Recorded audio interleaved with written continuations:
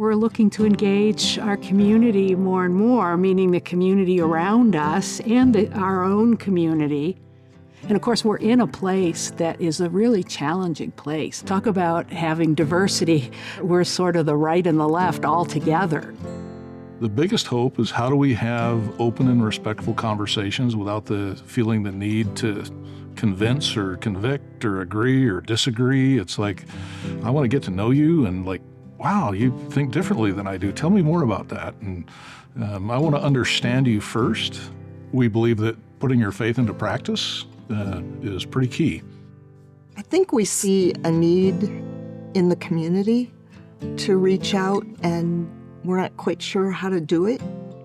We have so much opportunity as a congregation to be a part of what God is doing in Spokane. It's perfect. Yeah, we feel like we just all say, Spirit-led. Here we go.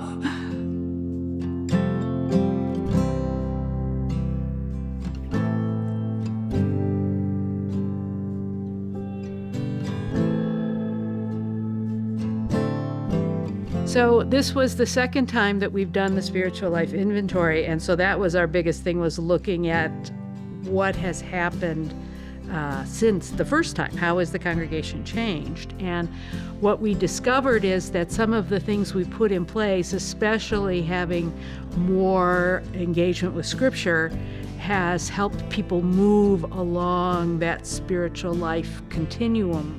I think what the spiritual life inventory has done for many of us is to say, how do these outreach programs express, our baptismal covenant? How is it Christ-centered? First of all, embedding the Bible in our spiritual practice, in congregational worship, in our communications, in the opportunity to have Bible studies. Some of those things we already do, but there really was a focus on making that a foundational piece of what we do.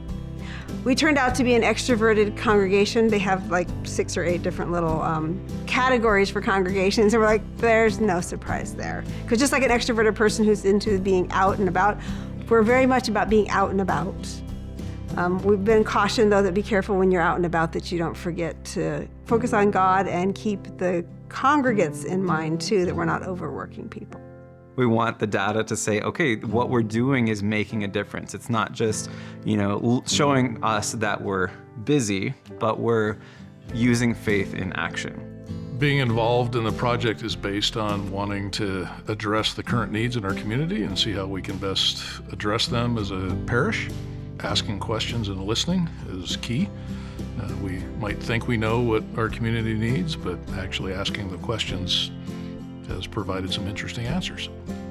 Many of the neighborhoods in Spokane, like many other cities, there's a lot of hurt, a lot of division.